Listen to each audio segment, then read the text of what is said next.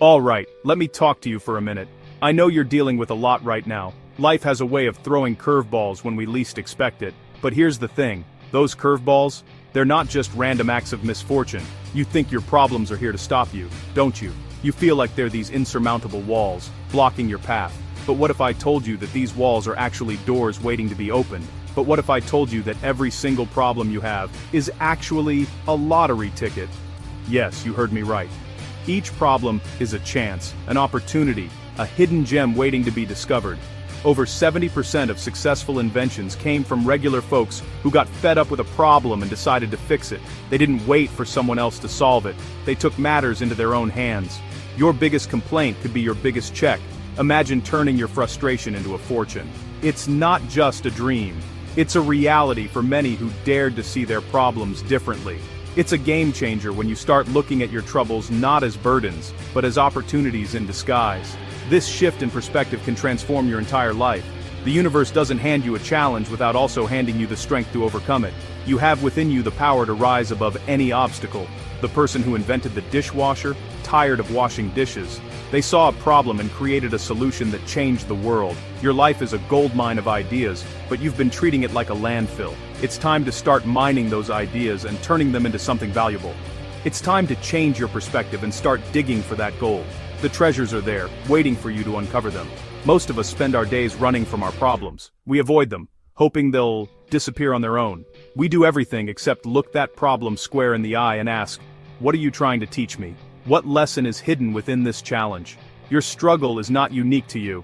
Many have walked this path before, and many will walk it after you. If you're struggling with something, a million other people are struggling with the exact same thing. You're not alone in this. Why can't that someone be you? So let's make a deal. From now on, let's face our problems head on and turn them into opportunities. From this day forward, stop seeing your problems as stop signs. They're not there to halt your progress. Start seeing them as signposts, pointing you in the direction of your purpose. Each problem is a guide, leading you to where you need to be. It's time to open the gift, even if it's wrapped in sandpaper. Embrace the challenges, learn from them, and watch how they transform your life. Let me tell you a story about a fella named Jamal. Jamal was just a regular guy, working a 9-to-5 job, feeling stuck. Life felt like a series of unfortunate events. Every time he took one step forward, life pushed him 2 steps back. He started to believe that this was just his lot in life. He was destined to struggle, destined to just get by. But here's the thing about hitting rock bottom. There's only one way to go from there, and that's up. Jamal was at his breaking point. He was tired of being tired. One night, a switch flipped in his head. He decided to start picking up the rocks, one by one. This change in mindset was the first step on a journey that would transform his entire life. Jamal's first big problem was his daily commute. 4 hours a day, crammed into crowded buses and trains. He was missing out on time with his family. This wasn't just an inconvenience, it was a crisis. One day, sitting on that delayed train, he started looking around. Everyone looked just as tired and frustrated as he was. What if this wasted time could be used for something better? Jamal started observing, noticing smaller problems within the big problem. He started writing them down, becoming a student of the problem. He talked to other commuters, learning about their frustrations. People wanted to use travel time productively or peacefully. Jamal's first real idea was born: a premium shuttle service with comfortable seating, Wi-Fi, and a quiet environment. It was born directly from his own daily misery. Just as Jamal was getting excited about his shuttle idea, life threw another curveball. His wife, Maria, needed to change her diet. They lived in a food desert, miles away from fresh produce. Jamal felt despair creeping back in, but he remembered the lesson he learned on the train. He saw the stress on his wife's face and started researching. Millions lived in food deserts, a huge systemic problem. His personal problem was connected to a massive community problem. What if his shuttle service could also deliver fresh produce, creating a mobile farmers market? Jamal was on fire now. His mind raced with possibilities, and every conversation seemed to spark a new idea. He felt unstoppable, fueled by the energy of his vision and the encouragement of those who believed in him. But then came the third hurdle: money and community buy-in.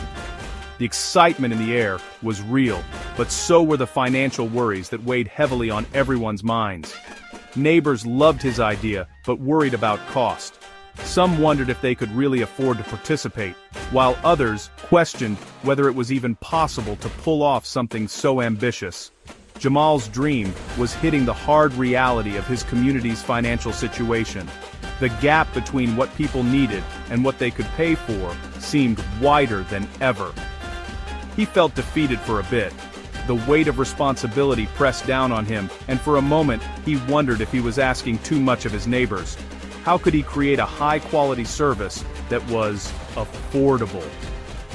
Was there a way to make his vision a reality without leaving anyone behind?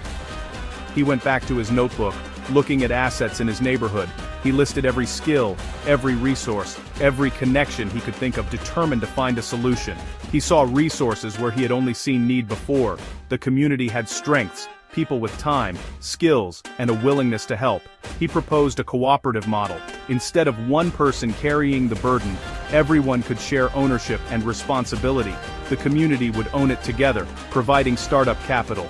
Each family could contribute what they could, and together, they'd have enough to get started. Local businesses and the church could sponsor shares for families who couldn't afford them. This way, no one would be left out, and everyone would have a stake in the project's success. It was no longer just his business, it was becoming a community movement. The sense of unity and shared purpose was stronger than ever. He found a way to solve the driver problem with local people. By hiring from within, he could create jobs and build trust at the same time. The business would create jobs right there in the community. People who once struggled to find work could now contribute and benefit directly. Jamal's idea had evolved into a community-owned enterprise, addressing economic empowerment. Together, they were building something bigger than any one person could achieve alone, a future filled with hope and opportunity for everyone. What Jamal did is what I call the real-world relevance technique. It's about taking the messes in your life and turning them into messages. The best ideas aren't dreamed up in some ivory tower, they're forged in the fire of everyday life. Your life is the ultimate research and development department. This technique has 3 simple parts. First, identify the annoyance. What's bugging you? Write it down. These aren't just complaints, they are clues. Second, investigate the annoyance. Become a detective. Study the problem. Understand the problem from the inside out. Finally, innovate a solution. Your solution doesn't have to be a brand new invention. It can be an improvement on something that already exists. The key is that your solution is born from a real, documented need. That's the magic of this technique. Let's break this down even simpler. Innovation can happen right in your own home. Let's say you're a parent and you dread packing your kids' lunches. That's your annoyance. Apply the technique, start investigating. You talk to other parents, confirming a market need. Start thinking. What would make this easier? 1 headache. 3 potential business ideas. You turned your morning chaos into a creative catalyst. Here's another one. You love your houseplants but forget to water them. Investigate. Find out. The problem is widespread. Innovate a simple, beautiful solution. You just solved a problem for millions of frustrated plant lovers. Or think about getting in shape. Investigate. Discover others feel the same way. Innovate a community-based solution. Okay, so you've heard the stories, you understand the technique. Now it's your turn to put it into action. Get a notebook, call it your book of annoyances. For 1 week, observe your life and write down every frustration. This is step 1. Build your list of potential ideas. Pick one annoyance and become a detective. Talk to others. Research it. Become the world's leading expert on this problem. Now brainstorm solutions. Don't judge your ideas, just let them flow. Finally, look at your solutions through 3 lenses.